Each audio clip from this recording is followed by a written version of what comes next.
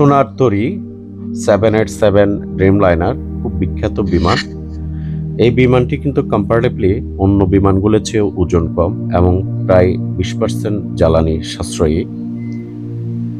বাংলাদেশে এই 787 ড্রিমলাইনার সোনার তরী হিসেবে পরিচিত।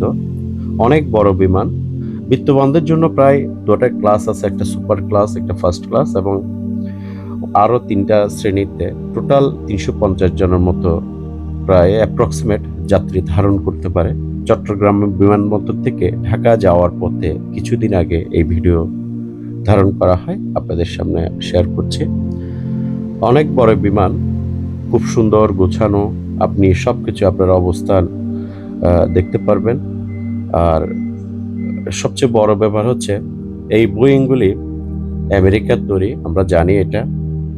তো ভালো থাকবেন, ধন্যবাদ, শুভকামনা।